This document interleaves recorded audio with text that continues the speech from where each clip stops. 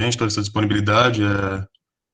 Enfim, tudo fantástico da parte do senhor estar podendo estar aqui conosco.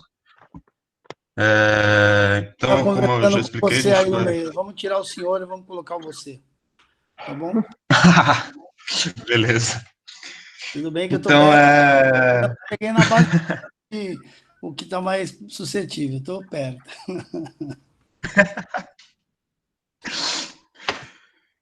Então, bom, acho que pô, te apresentar é até meio difícil. Eu tenho seu currículo aqui na minha frente, ele é bem recheado de experiências, de títulos e finais. Então, acho que, senhor, se você puder se apresentar para a gente, primeiro,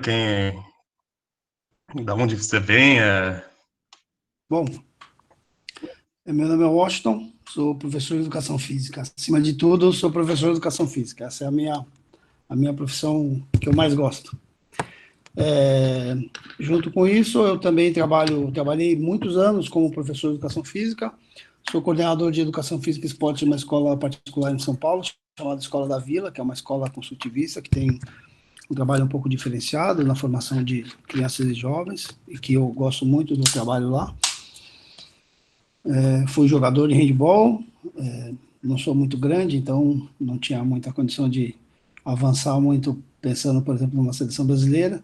Tinha muita vontade de um dia estar na seleção, então acabei me especializando na área técnica, fui fazer a faculdade de educação física, tenho graduação, tenho licenciatura, tenho bacharelado, fiz pós-graduação, especialização em treinamento e venho trabalhando com treinamento há muito tempo. Passei por alguns clubes, Corinthians, Guarulhos, Pinheiros, São Caetano, e trabalhei com a seleção brasileira em categoria de base, juvenil, júnior, adulto, né, e já tive várias experiências aí nesses últimos anos.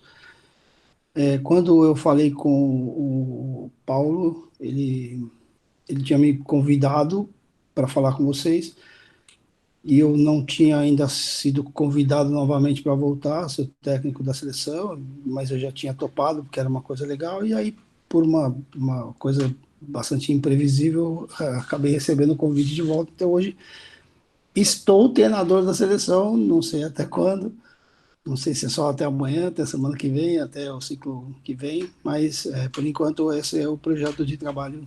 Então, isso é um pouco das experiências que eu já tive aí. a gente espera que não, a gente espera que fique um bom tempo na seleção. Então, professor, a gente dividiu basicamente em três partes essas perguntas nossas. A gente vai começar falando sobre o seu trabalho como treinador. Depois vamos tentar falar um pouquinho sobre esporte universitário, né, que é a nossa realidade aqui.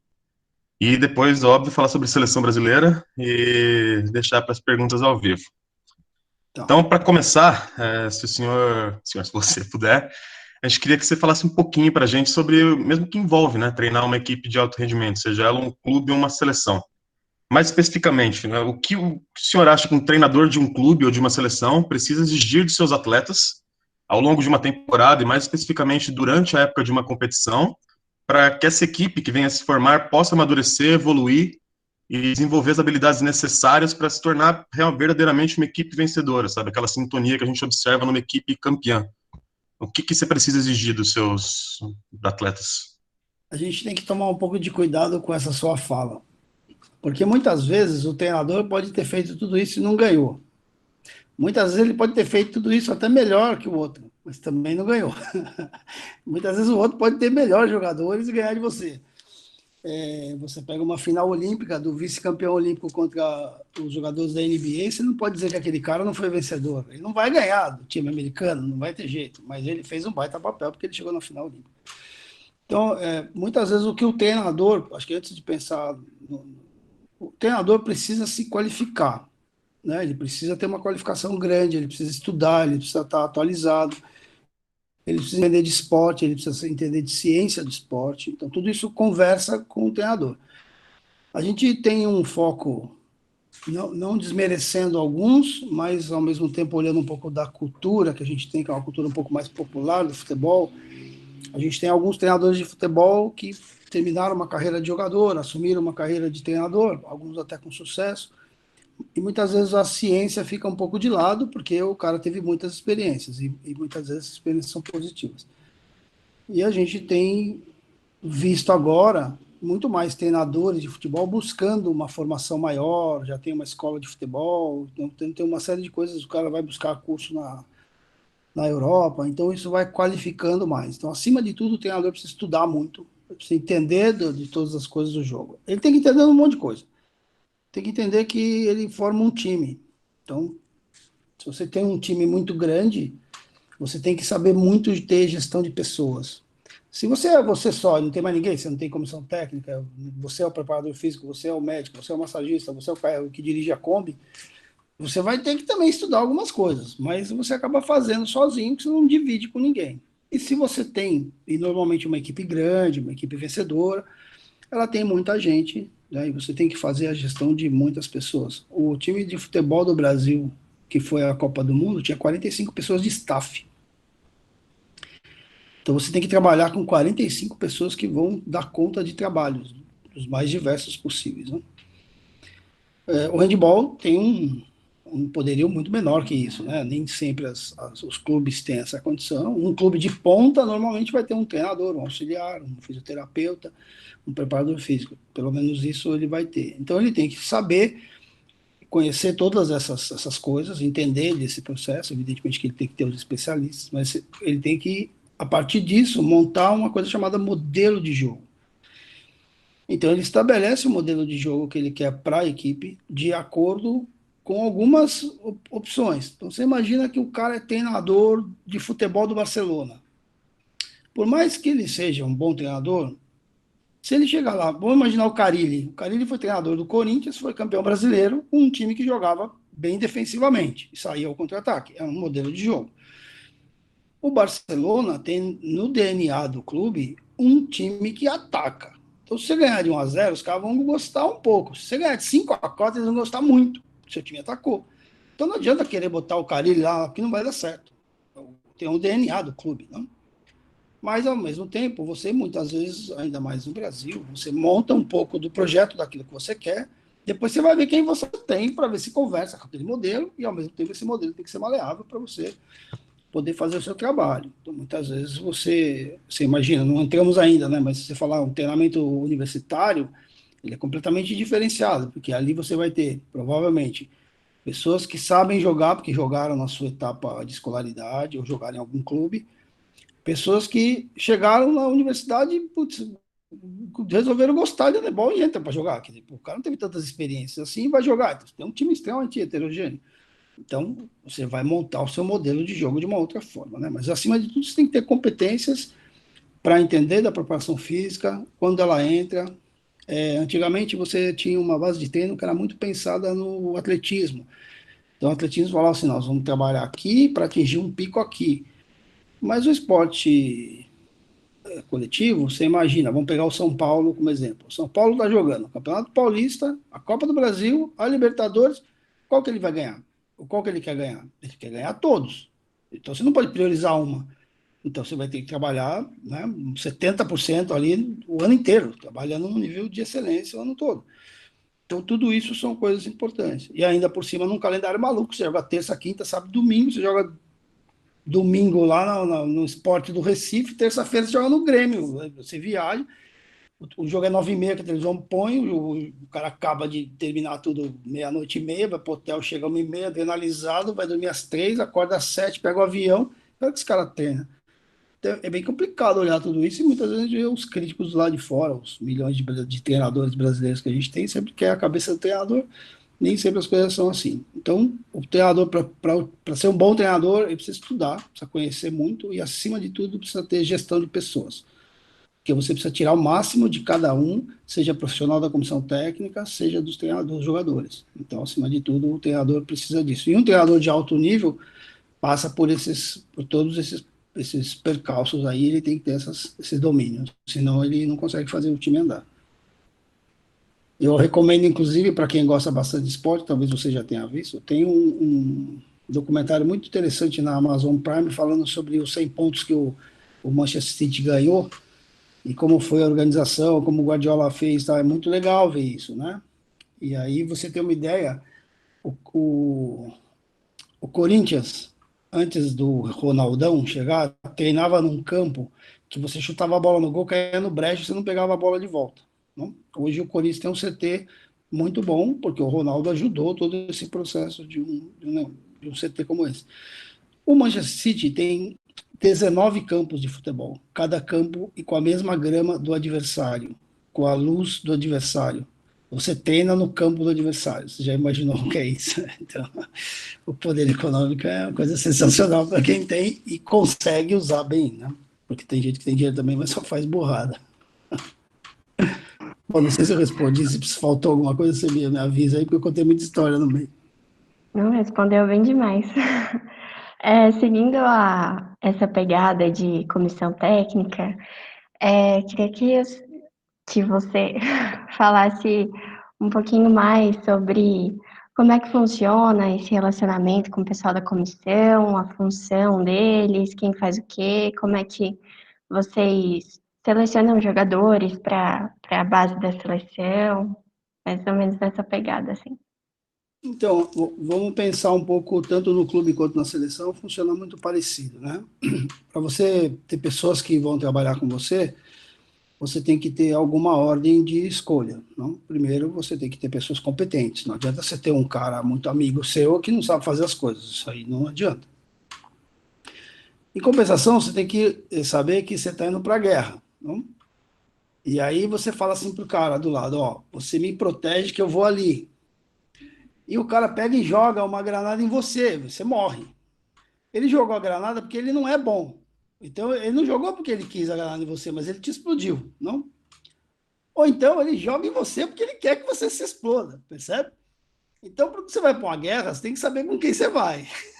Isso é muito importante. Então, você tem que escolher, evidentemente, pessoas que compactuam bastante da sua ideia de jogo, do seu modelo de jogo, da forma de você pensar o jogo. Uma coisa é as pessoas terem as ideias parecidas, mas, acima de tudo, é muito importante você ter pessoas que te contradizem ou que te colocam contrapontos.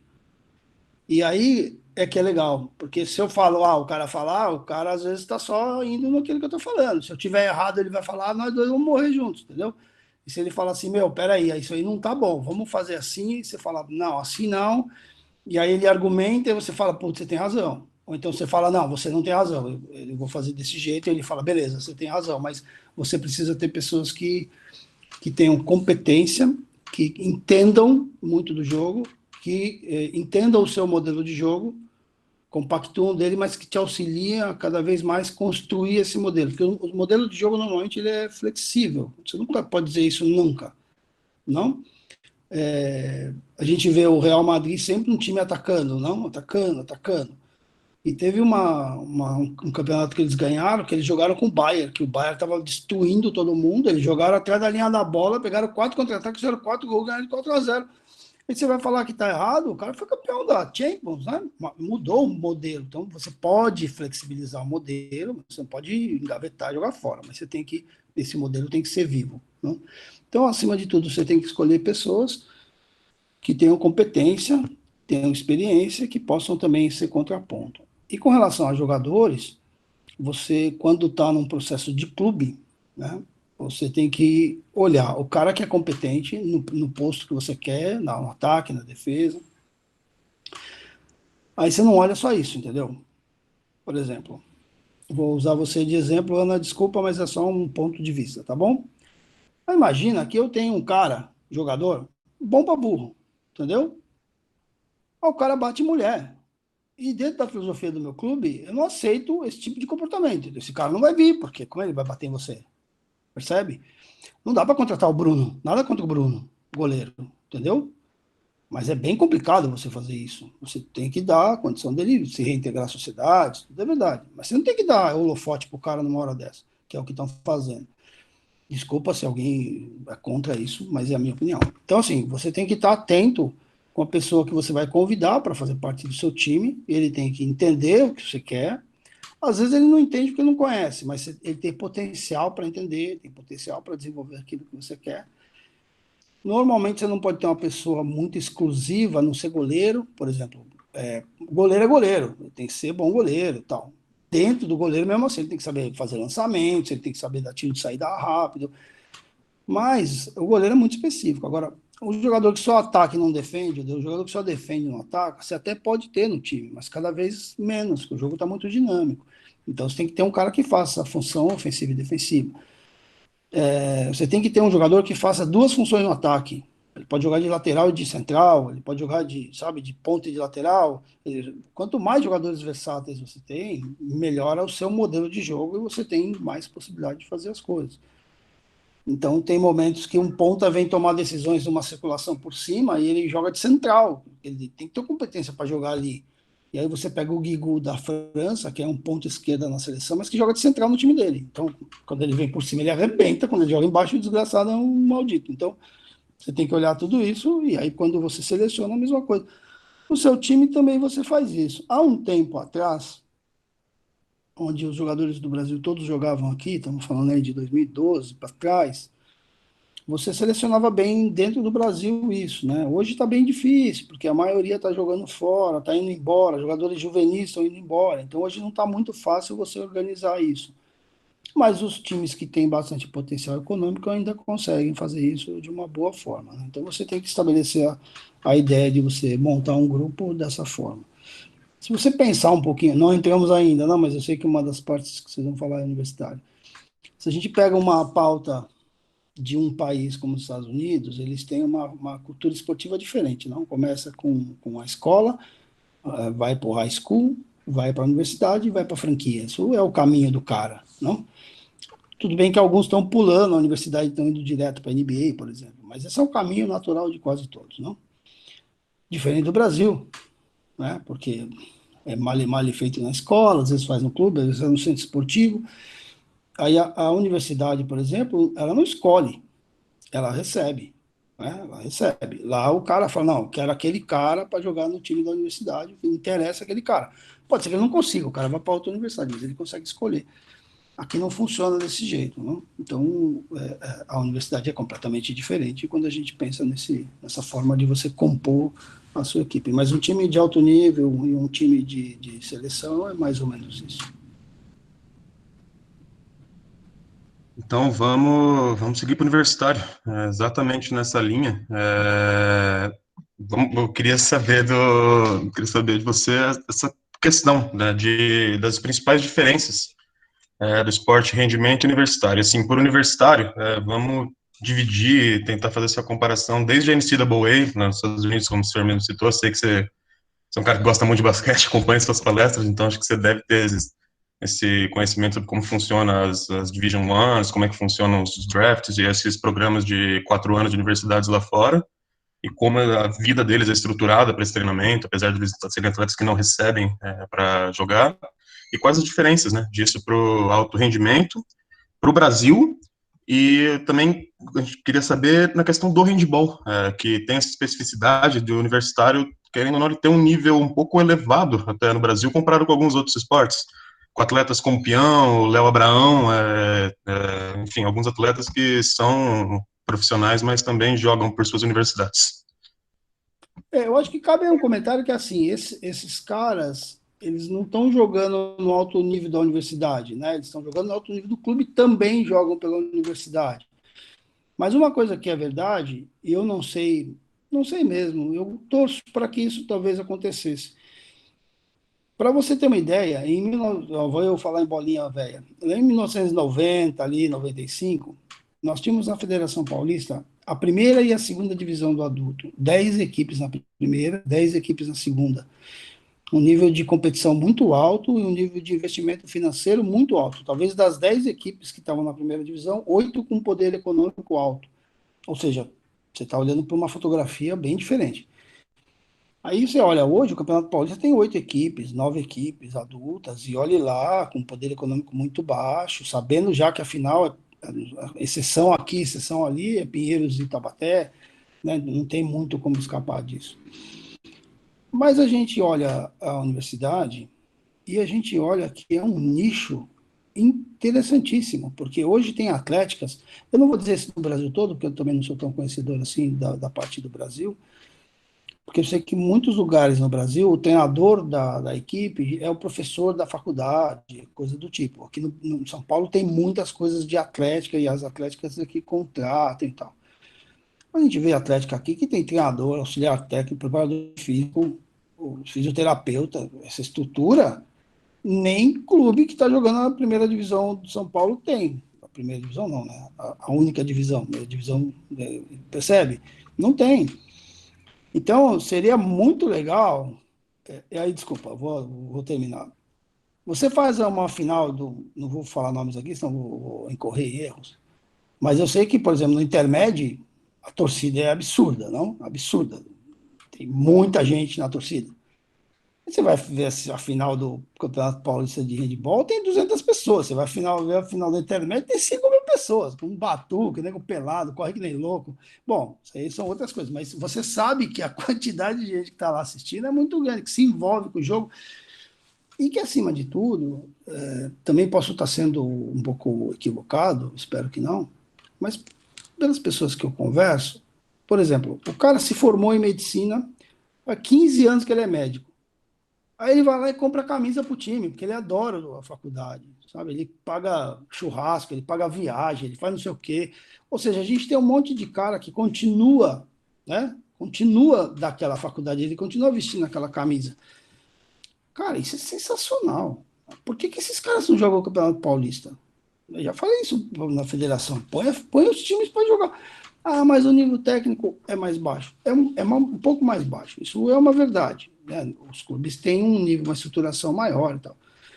Mas quem está trabalhando nas faculdades, a gente olha, o treinador do time A é aquele cara bom para burro. Tem aquele é bom para burro. Todo mundo com passagem com seleção, não sei. Ou seja, as equipes estão tendo bons treinadores, provavelmente bons treinamentos, lógico, a gente sabe, não sei o caso de vocês aí, mas sei que tem time que tem 3, 4 vezes por semana, tem mais que muita gente. Em compensação, tem gente que treina, sei lá, das 11 às 2 da manhã, que é um puta horário louco, né? É difícil para burro fazer isso, mas eu sei que faz também. Então você imagina, você tem aí um monte de faculdade jogando no Campeonato Paulista, que fosse a Série B, sabe? Você ia lotar de gente, ia ser da hora. E de repente o time da universidade começa a investir um pouco mais, como foi a Metodista. A Metodista, ela, ela era muito rica no esporte, pensando na cultura esportiva, pelo basquetebol de Piracicaba, que foi várias vezes campeão paulista, né, com a Marta jogando e tal, com a Paula, perdão, jogando. E aí a Metodista de São Paulo cria um vínculo com o handebol e se torna, durante 20 anos, uma das potências absurdas do handebol. Né? Então, eu gostaria muito que a federação se aproximasse das universidades e que levasse isso para lá. Porque eu tenho certeza que, é lógico, um curso como o de medicina é um curso muito duro, né? É um curso de muito estudo, de muito empenho. Às vezes não dá para conciliar a vida de jogador com um tempo tão excessivo, mas é possível, né? E é possível fazer outras coisas, porque tem um monte de clube que joga o Campeonato Paulista que treina, tá, às vezes até menos que faculdades, né? Eu acho que para o treinador da faculdade é um exercício um pouco diferente, porque ele vai ter ali, foi o que eu falei, vai estar jogando no time dele um cara que é de clube e o cara que é de seleção, que já teve muitas experiências. Um cara que foi de clube a vida toda, mas não chegou à seleção, mas que sabe jogar, entende bem o jogo. Você vai ter jogadores ou jogadoras que foram da escola, que fizeram uma carreira toda escolar, jogaram todas as categorias, então chega na universidade e consegue jogar e consegue entender o jogo. E aí você tem as pessoas que vão aparecer também ali para jogar em cima da hora, acabou de chegar. Então você tem que ter a capacidade de equilibrar tudo isso. Não é muito fácil para treinador ou para treinador, mas é um bom exercício. Não sei se eu falei alguma besteira. Que isso.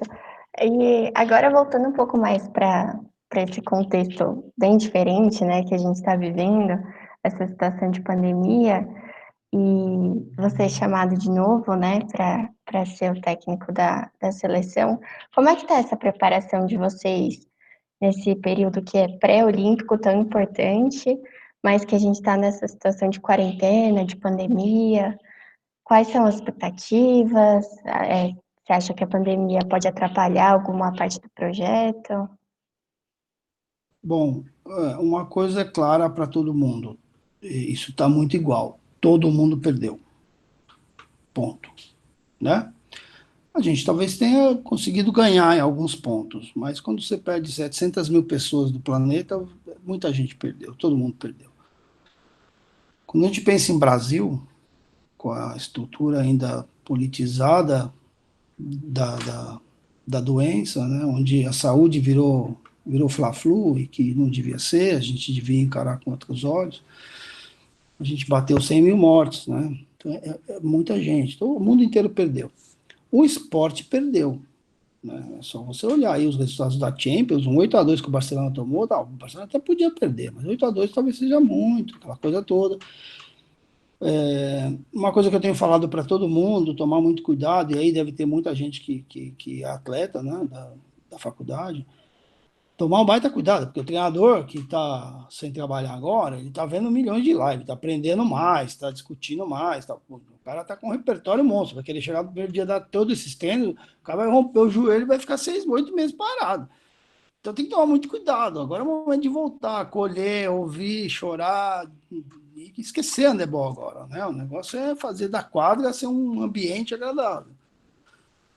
Uma das coisas que eu procurei fazer, eu sei que você perguntou do geral, né? Mas o que eu procurei fazer foi assim, um pouco de devolver o que eu consegui ao longo de muito tempo.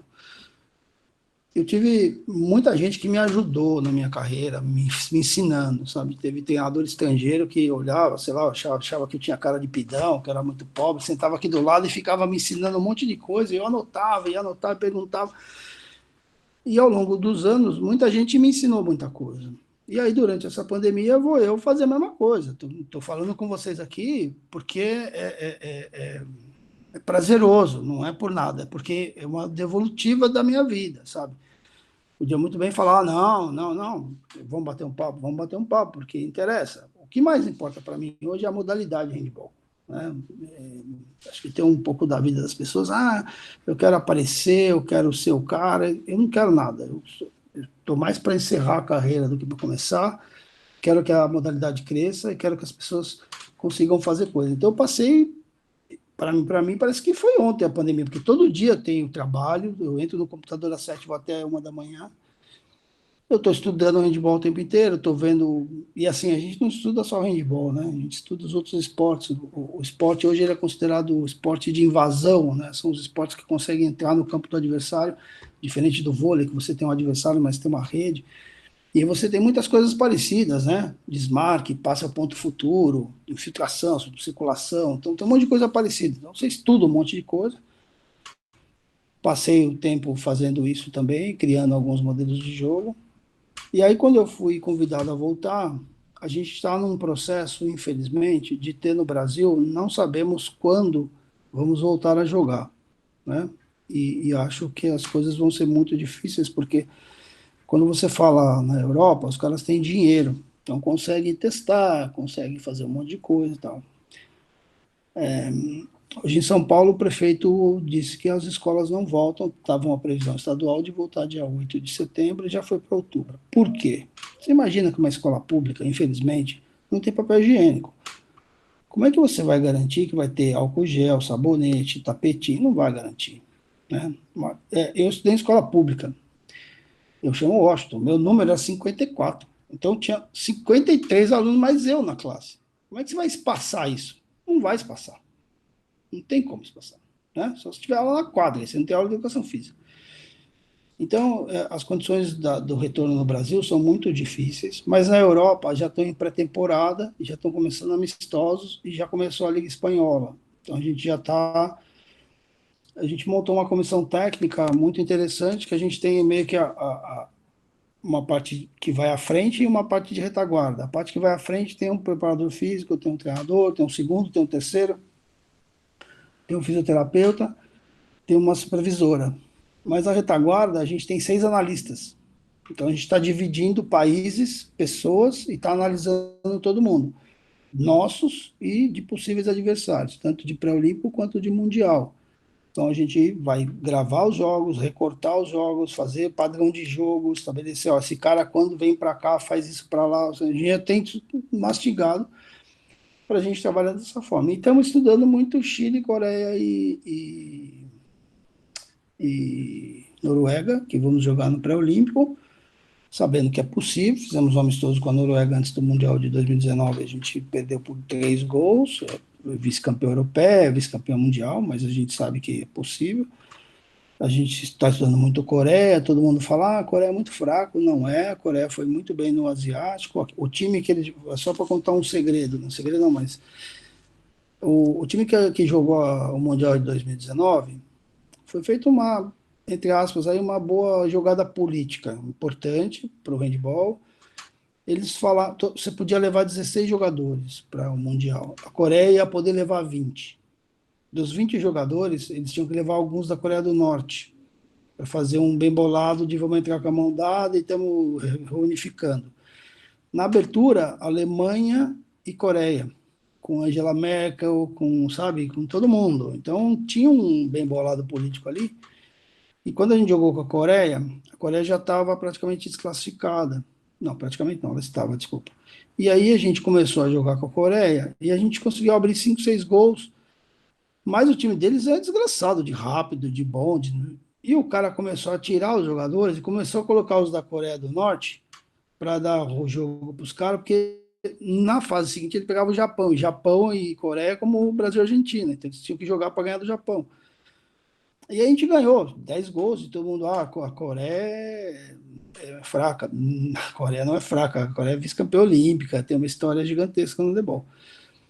E foi vice-campeão asiático, ganhou do Japão no qualifying, então a gente tem que tomar bastante cuidado. O Chile é uma equipe que está em ascensão, a gente infelizmente perdeu para o Chile, é um jogo que a gente jogou pessimamente, a gente perdeu 15 bolas de um contra o goleiro, isso foi uma coisa muito difícil, mas perdemos, então há que se preparar muito para jogar com as 3 equipes, mas também acredito que os meninos possam ir muito bem, desde que a gente consiga contar com todos e com saúde, porque uma parte boa, entre aspas, da pandemia é que os meninos, aqueles que têm mais dificuldade, aquela lesão crônica que precisa de 4 meses parado, o cara teve 4 meses parado, então quase todo mundo agora, clinicamente, está muito bem.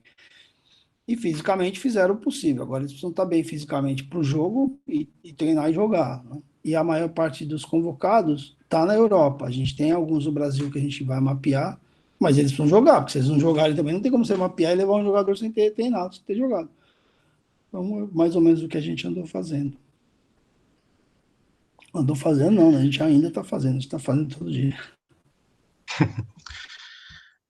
Professor, continuando então nesse assunto de seleção, para quem não acompanha o handball, né, não sabe mais ou menos o que aconteceu, mas o senhor veio com o Brasil em 2019 nesse campeonato mundial, melhor campanha da história do Brasil, um 9º lugar, que foi assim doído para quem estava acompanhando, que o Brasil está apresentando um handball muito bom, tiveram momentos bem positivos durante o campeonato. E veio essa interrupção do trabalho, que muita gente não entendeu, né? Que, enfim, vinha um trabalho lógico, desde acampamentos, desde tudo, e fez essa interrupção, e agora você volta em cima de um pré-olímpico, com o Brasil tendo que passar por um pré-olímpico, não indo direto. Assim, só que continuamos com esse time forte, continuamos com mais atletas, acho que na Europa do que tínhamos anteriormente, muitos atletas de alto nível. O que esperar? O que a gente pode esperar para essa Olimpíada de Tóquio? E se o senhor tiver para passar para a gente algum momento especial daquele campeonato de 2019, eu pessoalmente penso naquele jogo da Croácia, que para quem estava assistindo foi um dia especial. Então, primeiro, eu acho que só para falar rápido, né? O Jordi era o treinador da seleção, o Jordi sai em 2016 e vai para a Espanha. Eu era o auxiliar técnico, passei a trabalhar com a seleção e também olhar todas as categorias menores e os acampamentos. Acampamentos, para quem não sabe, são momentos onde concentra um grande número de jogadores de muito talento do Brasil, de categorias menores, e também muitos treinadores, por volta de 15 treinadores, a gente tem um trabalho de formação desses treinadores. Então, é um dos projetos mais enriquecedores que a gente tem do handball. A gente, se possível, seria importante resgatá-lo e dar continuidade. Jogamos pessimamente o Pan-Americano, foi um momento muito difícil, fizemos, acho que, um trabalho muito bom, mas os meninos estavam em férias, né, eles saíram da temporada da Europa, entraram em férias, eles estavam sem férias há mais de 5, 6 anos, e aí quando eles voltaram, a gente começa um trabalho de pré-temporada, a gente não jogou, lá no meio, quando você joga o Mundial, eles estão no meio da temporada, eles estão voando, né, nos clubes, e no Pan-Americano, infelizmente, isso não aconteceu. E a gente, só para ter uma ideia um pouquinho das coisas, né, eu falo isso sempre, quando a gente foi ao Mundial de 17, a gente perdeu para a Espanha por 1 gol, e quando a gente termina o campeonato, a gente era o país que estava em sexto lugar, quem mais roubava a bola. A gente tinha uma defesa muito interessante para roubar a bola, mas a gente estava em 20º lugar em eficiência de um contra o goleiro. Então, a gente roubava a bola, não sabia muito bem o que fazer com ela, perdia, né? Não adiantava nada. Em 2019, a gente saiu do campeonato no momento que a gente saiu, porque a gente foi até o main round e depois não foi para a fase semifinal. Até aquele momento, a gente era o primeiro a roubar a bola. E a gente estava entre os 4 em fazer gol. Então, isso é uma diferença gigantesca, não? E no Pan-Americano, a gente voltou a cometer erros de novo de um contra o goleiro. Contra o Chile, nós perdemos de 2 gols e tivemos 15 ações claras de um outro goleiro e não fizemos gol. E aí a presidência resolveu fazer uma troca, trocou o treinador. Eu disse que não concordava, mas entendia, porque no Brasil tudo estoura na mão do treinador. E eu não acho que a gente fez um bom campeonato, mas também não acho que a gente fez um mau trabalho no percurso. E agora me chamaram para tentar fazer o pré-olímpico, e uma coisa que é importante sempre falar, que se a gente só está no pré-olímpico, porque foi nono do mundo, e isso é uma coisa importante. O nono lugar foi algo muito interessante, porque a gente também fala, se você viu minhas lives, você já deve ter visto eu falar isso, eu torço pro Corinthians, né? Aí ficava todo mundo me zoando que, não tem Libertadores, não tem Libertadores, mas não ia nunca para Libertadores, não tem como ter Libertadores, tinha que ganhar para ir para Libertadores. E aí começou, vai perde pro Tolima, vai de novo. Aí ganhou a Libertadores, né? Ganhou até o Mundial, que foi legal. Então a gente estava mais ou menos parecido. Ia para oitavas, perdia. Ia para oitava, perdia. A gente foi 13, 15 e 17. 3 anos seguidos, 3 mundiais seguidos, perdão. A gente foi para as oitavas de final, perdeu de 1 gol, que foi uma desgraça, né? E aí esse time ganha um pouco de casca, ganha maturidade, entende o que é jogar nesse nível.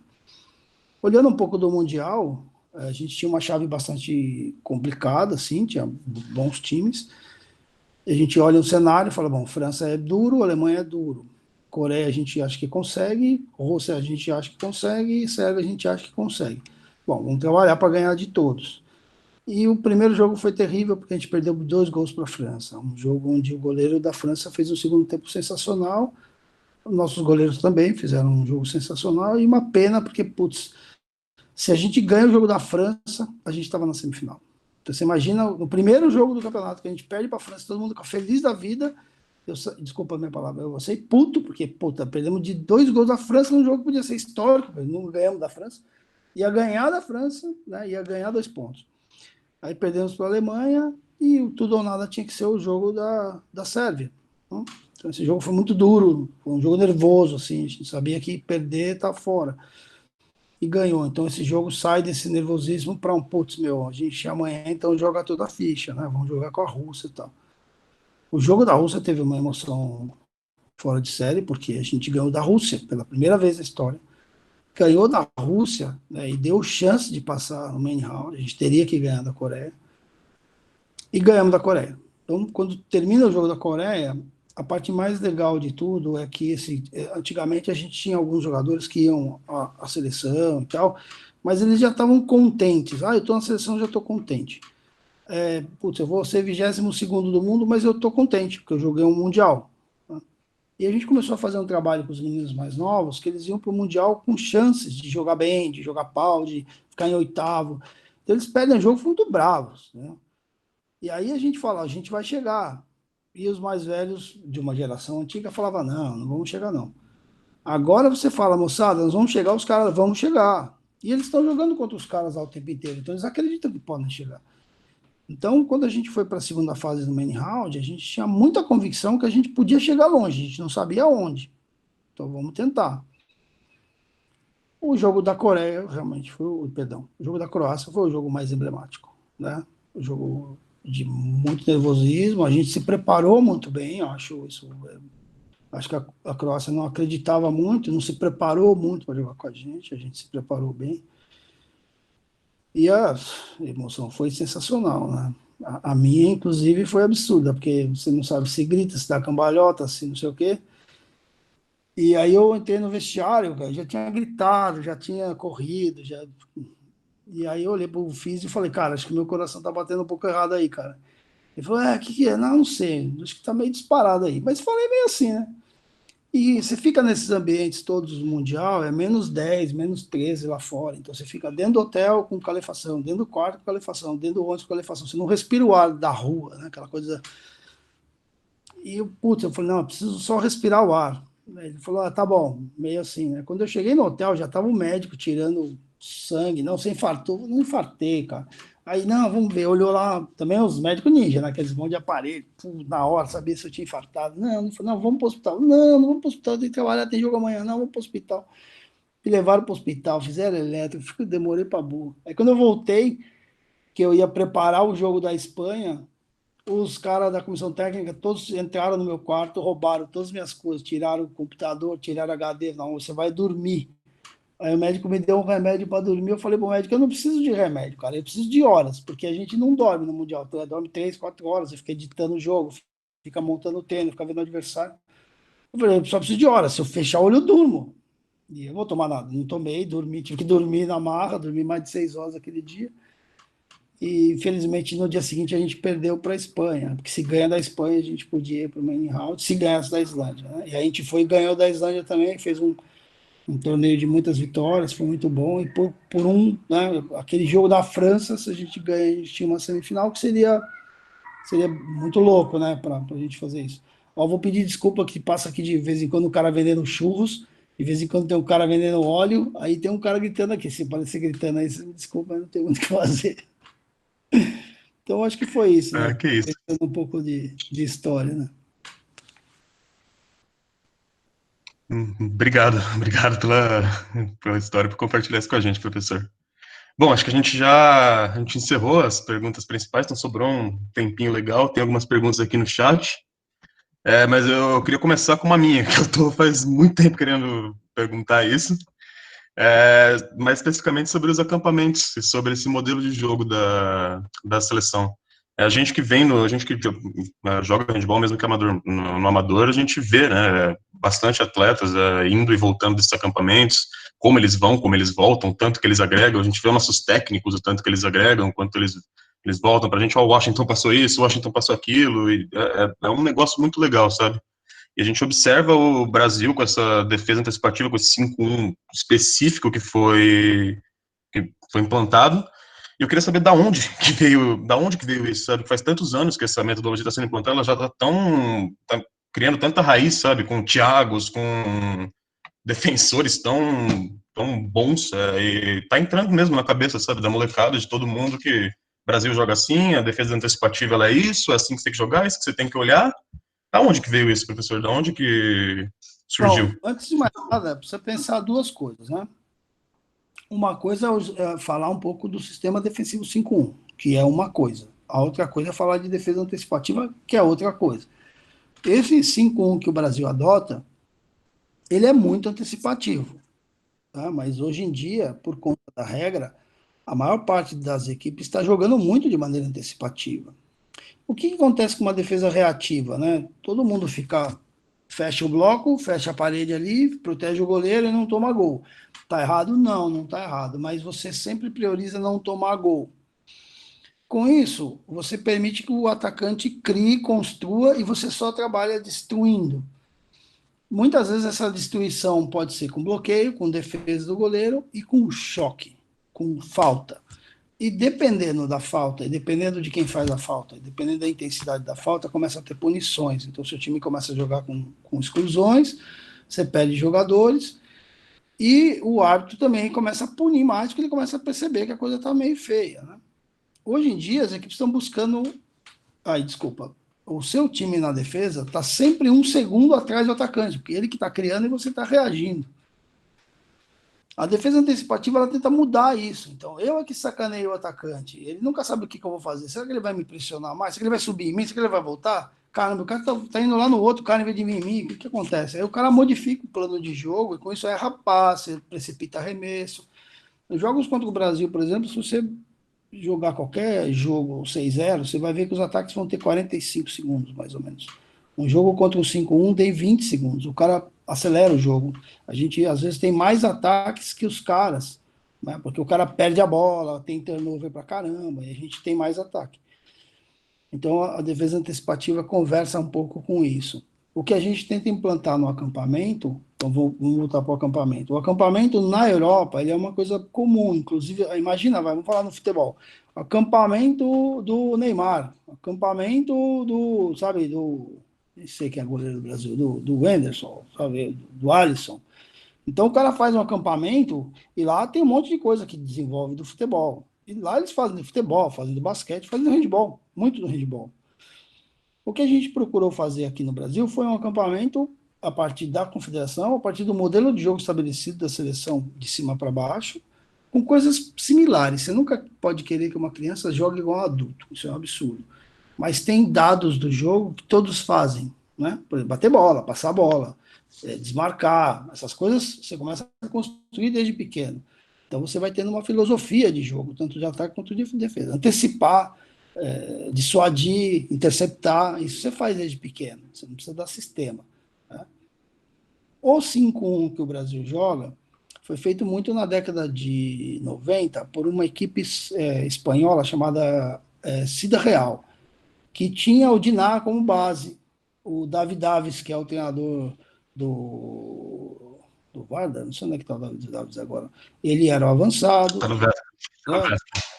O Kalman, que é a ponta esquerda do time da Hungria lá do Pastor, ele ainda joga de avançado, então, ou seja, essa característica dessa defesa vem desse momento, né? E aí a gente trouxe para esse modelo do Brasil, e não é um modelo que faz porque a gente, não, o time do Brasil é pequeno, então joga mais antecipado. Não, é um time que quer jogar antecipado, roubando a bola.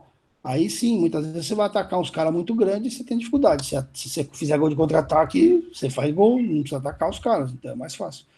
Então é um pouco desse modelo. E no acampamento, o treinador que vai para lá, ele sofre, porque ele trabalha o dia inteiro, né? Ele dá treino, ele tem que dar treino igual em todos os lugares, são 4 campos, os 4 campos dão a mesma coisa. Aí ele tem um almoço, daí ele vai para um segundo treino, ele vai para um jogo, ele dirige a equipe para jogar, depois que acaba e janta, aí tem uma formação que vai das 9 até não sei que hora, depende do dia, vai até as 3 da manhã. Então o cara sai de lá com 10 dias de tanta hora que ele volta de lá mudado, né? Porque um pouco diferente do que está aqui no cotidiano, o cara às vezes não tem tanto tempo assim. Aí isso vai ensinar por que faz aquilo, de onde veio aquilo, qual é a história daquilo, qual é o motivo daquilo, por que está fazendo. Aí o cara entende e modifica, né? A gente consegue modificar muito treinador ali no campo de visão deles. Isso é legal. Bacana. Então, professor, vamos para as perguntas agora aqui do chat. O Leonardo perguntou que muitas pessoas entram na faculdade sem ter o contato com o esporte previamente, aprendendo desde o começo, e vemos que as pessoas crescem de forma exponencial. Como treinador, o senhor tem algum conselho para aumentar ainda mais essa evolução? Então, você vai ter talvez 2 pessoas que entram, além dessas pessoas que já tiveram experiência, né, com o handebol, talvez você tenha 2 pessoas ainda diferentes que vão entrar na equipe universitária. Aquela pessoa que teve muitas vivências esportivas e a capacidade motora dela é muito alta, mesmo ela não tendo sido especialista em handebol, então ela consegue entrar e mais rapidamente ela consegue dar respostas ao treinamento, porque ela teve uma história, ela tem um pool de habilidades ali que ela tem uma estante cheia de buraco e cheia de conteúdo. Então ela vai lá na estante, ela pega uma coisa ali, ela pega uma coisa aqui, ela consegue usar. E tem a pessoa que entra que não tem nada na estante. Aí essa é mais difícil, porque essa pessoa, né, ela se apaixonou pelo jogo, mas ela não teve história. Então, uma coisa bastante importante é aumentar, sempre 2 coisas importantes, aumentar a capacidade física e a capacidade coordenativa. Essas 2 coisas são muito importantes. e consegue aliar essas duas coisas, você vai ter mais mobilidade no campo, você consegue suportar mais o jogo, o impacto do jogo, os deslocamentos do jogo, e, consequentemente, você consegue entender no processo tático-técnico do jogo, né?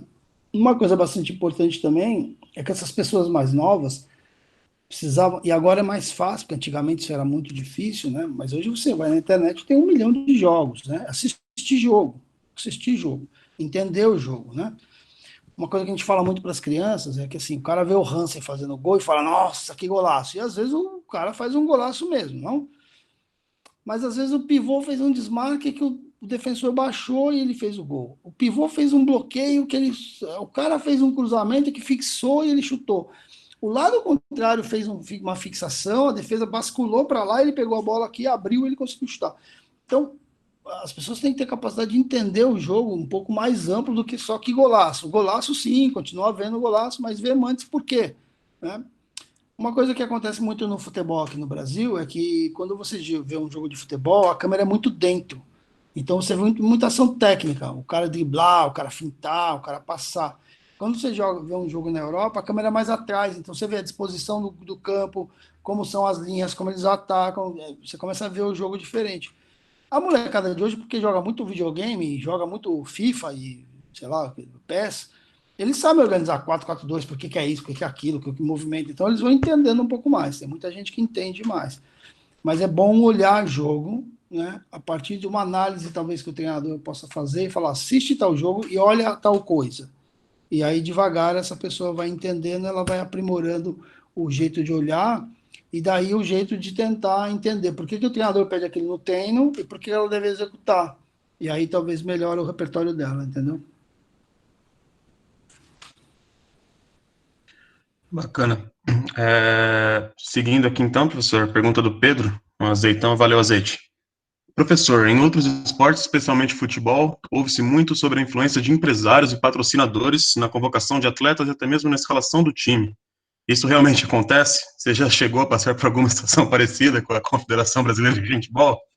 Não, no futebol não tem isso, não, nunca teve. A gente fez um trabalho muito difícil para desenvolver talentos e para detectar talentos, né? Então, os acampamentos vêm buscando a detecção dos talentos, aí você consegue colocar um modelo de jogo, aprimorar esse modelo, e os meninos que dão respostas a esse modelo cada vez mais estão vindo à seleção. Eu nunca sofri esse tipo de coisa, nunca chamamos ninguém por conta de nada disso. Eu não sei dos outros esportes, não vou falar absolutamente nada, porque seria leviano. Eu sei que no handball de clube que eu trabalhei, sempre jogou o cara que eu colocava na minha equipe, e na seleção sempre convoquei aquele cara que atendia aquilo que você imaginava que ele podia dar para a seleção e que aceitava a convocação, né? De repente você podia ter um cara lá que não aceitou e tal, mas isso também acontece bem pouco. Tá, nossa última pergunta é do nosso treinador da natação, do Miguel. E aí ele pergunta, ele fala que é sabido que o esporte amador no Brasil é muito pouco promovido fora dos clubes, o que implica na capacidade econômica das famílias. Quais são as possibilidades que você vê para inverter esse cenário e aumentar a captação de novos talentos para o esporte amador? E será que as atléticas universitárias podem ter um papel nessa batalha? É uma pergunta bem difícil, quer dizer, não é difícil de responder, é difícil dela ser executada. Eu acho que a universidade tem um papel importante, sim. Cada vez mais, quem sabe, a universidade possa ter uma ligação, não necessariamente só por exemplo, ele está fazendo um trabalho de natação, né? Não sei qual que é o trabalho que ele faz geral, foi isso, né? O técnico de natação, né? Isso que você falou. Então, imagina que ele trabalha com atlética, mas a faculdade quer fazer um trabalho de extensão, quer trazer crianças, quer trazer outras pessoas para nadar.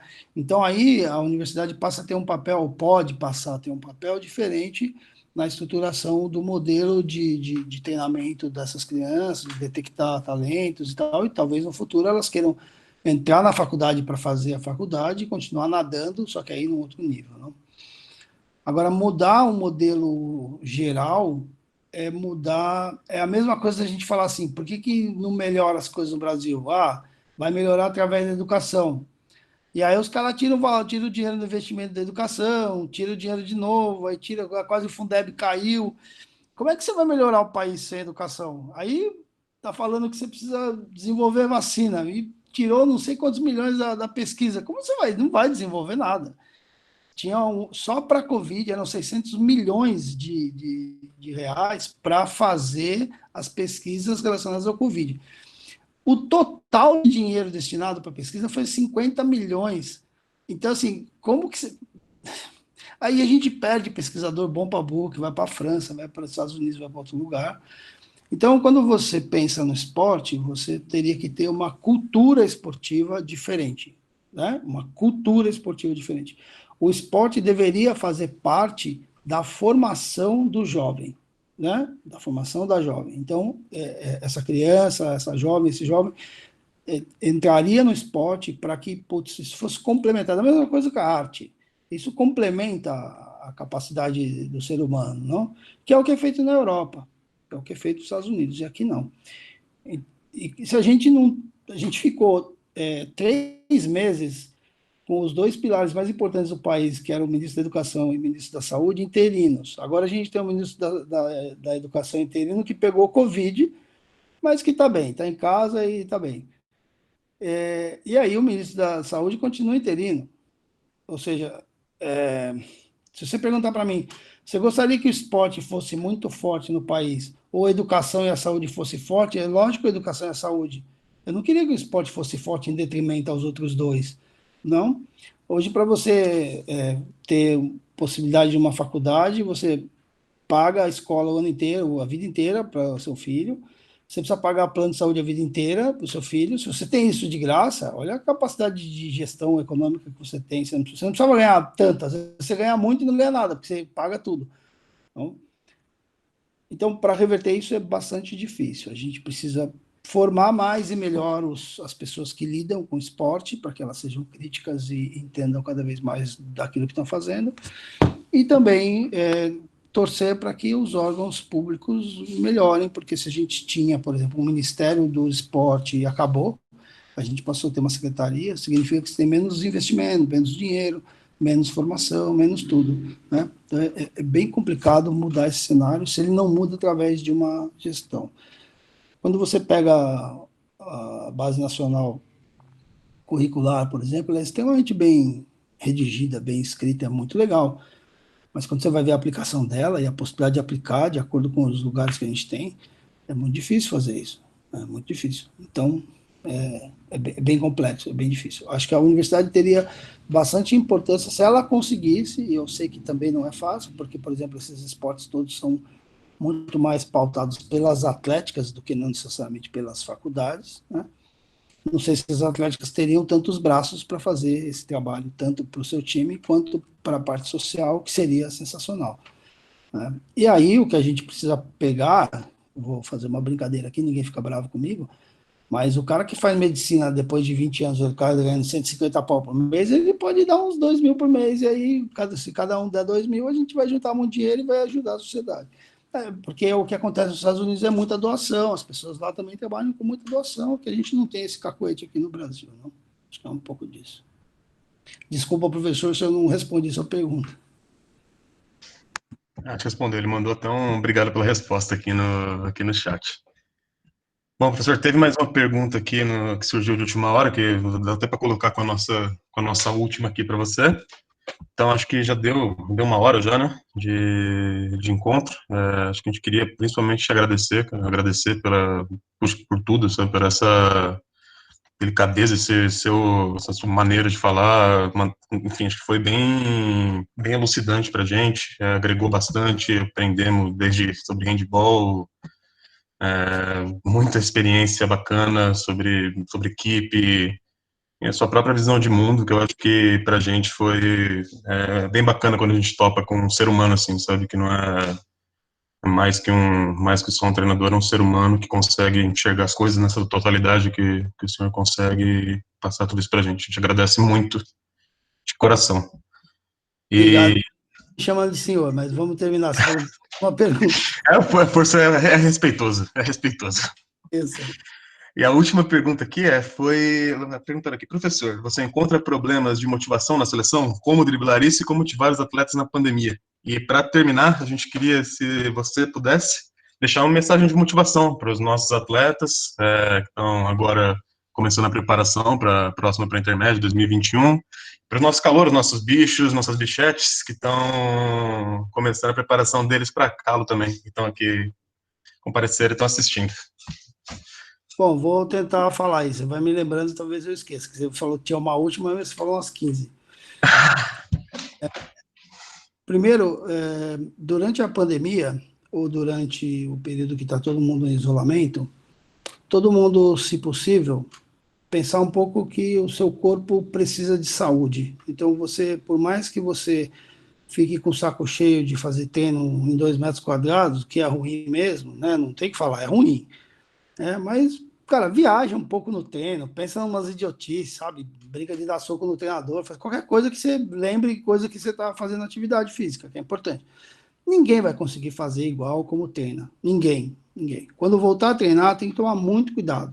Porque quando começar a correr, quando corre por conta do espaço do jogo, quando muda a direção, tudo muda e você tem que tomar bastante cuidado, né? Mas, assim, o mais importante de tudo é por que tá todo mundo aqui nesse horário ouvindo um careca falar, velho? Porque todo mundo é apaixonado pelo jogo. O jogo é nosso barato, entendeu? Eu sou apaixonado por handball. Eu jogo desde 10 anos, tenho 57. Eu continuo igualzinho. Igual não, eu mudei, mas assim, a paixão continua igual. Porque é o que seduz. A gente gosta de handball, né? Outros gostam de qualquer outra coisa, mas a gente gosta de handball. A gente vai perder muitas crianças, né? Porque tem muita criança que está ali começando a gostar do handball e daí aparece outra coisa que é muito legal também. E ela não volta para o handball, ela está outra coisa, ela vai passar a gostar de outra coisa. Agora, quem já treinou bastante, talvez fique bravo, para um pouco, mas na hora que começar, o cara fala, mas que idiota, eu preciso voltar lá, porque aquilo é legal, aquilo me dá adrenalina, aquilo é muito, muito bom, eu vou voltar, né? Então, quem está desmotivado, tem só que lembrar por que que faz, cara. Porque se lembrar por que que faz mesmo, ó, eu vou falar de novo, hein? Agora não mais, mas eu devia ter uns 48 anos, eu parei de jogar aos 28. Até os 48 eu sonhava que eu estava jogando.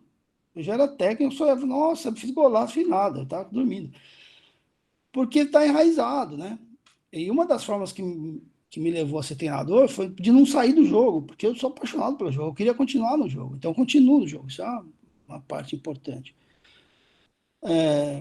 Com relação aos mais novos, eu só queria fazer um comentário, desculpa, eu não quero ser intrometido, mas eu não sei se vocês fazem isso ou não, mas uma das coisas que mais me irritam no planeta Brasil é a tal do trote. Porque a gente às vezes briga tanto para deixar tudo igual, né? Deixar igualitário e tal, e aí chega um cara novo, vamos pintar o cara, cortar o cabelo dele, jogar o cara na piscina, o cara morrer afogado. Eu acho isso, não estou dizendo que vocês fazem isso, mas eu acho isso terrivelmente absurdo. Então a gente defende uma coisa e depois na hora da prática a gente faz outra. E também é uma coisa de falar, não pode bater mulher e sair dando bico, e mulher que tá tudo certo, né? Não posso ter nenhum tipo de comportamento racista e ser. Então, eu realmente, nesse caso, eu nem sei se eu devia chamar de bichete, porque esse nome não me agrada. Mas aos mais jovens que estão entrando, vocês são o futuro da universidade, isso é uma verdade. E o futuro do jogo da universidade. Então, vocês têm que ser tratados com muito carinho, entrar, querer derrubar o veterano, na boa, não vai conseguir, mas tem que querer, né? Porque daí você tem que ter seu lugar no espaço e eles vão ver que você está afim de ter seu espaço e aí trabalhar para que a equipe melhore. Só desse jeito que todo mundo melhora. Precisa dos novos, precisa dos velhos, precisa de todo mundo, né? Um baita sucesso para vocês na vida acadêmica, um baita sucesso na vida de vocês esportiva, que vocês continuem se cuidando e que, acima de tudo, vocês possam integrar o lado positivo de um país tão difícil como o nosso e que vocês consigam mudar as coisas, porque a gente tem muita gente com muito discurso, pouca prática, e a gente precisa mudar isso efetivamente, né? Antigamente, tinha uma história assim, faça o que eu digo e não faça o que eu faço. Então, o pai chegava em casa, dava uma dura no filho e saía para a noite, deixava a família. Não. Hoje o cara não pode fazer isso. Ele faça o que eu faço, e eu faço as coisas direito. Todo mundo tem que fazer isso o tempo inteiro. E o handball precisa de vocês, né? Então, boa sorte aí, sucesso. Obrigado por terem me chamado, por terem me aturado. Seria legal se as pessoas pudessem ligar aí a câmera para ver quem está dormindo, quem está babando, quem está aí ainda. pelo menos para dar uma olhada em todo mundo. Um grande abraço para vocês. Ó, abriu aqui o cara do São Paulo, cara, o lateral. O João Vitor parece parece o lateral direito de São Paulo, mano. Brincadeira. Todo mundo fala isso, professor. Obrigado, tá vendo? Mas Obrigado aí, pelo gente. convite. Tudo de bom, Obrigado viu? demais pelo tempo. Você vai tirar uma foto aí com todo mundo? Tem alguém que Cara, consegue tirar uma quer foto tirar? da nossa gestão? Alguém consegue tirar aí? Vamos aproveitar aí, Tá quem puder abrir a gravando, câmera aí professor, pra não gente sei mandar se lá. Mandar dá abrir mais câmera aqui para aparecer as carinhas. Ah, vai tirar, vai tirar. Ingrid, Abre a abre câmera aí, aí, pessoal, pra gente abre tirar aí uma se não foto. estiver dormindo. Jade, Thiago, Ricardo, vamos negada. Oh, negada não, moçada. Vamos abrir aí os vídeos. Aí. Pelo menos vocês não estavam dormindo. Fica o convite Obrigado também, aí, professor. moçada, tá bom? Se quiser Valeu, passar professor, em obrigado. Botucatu dar um treino com a gente também. Vamos combinar. Quando tiver tudo funcionando direitinho, sem problema, a gente faz isso. 57 anos, não posso vacilar, não. Certamente. Obrigado, professor. Muito Tchau, obrigado, tchau. professor. Um Tchau, abraço. tchau. Obrigada, professor. Foi um prazer. Obrigada, Prazer, professor. tchau. Tchau.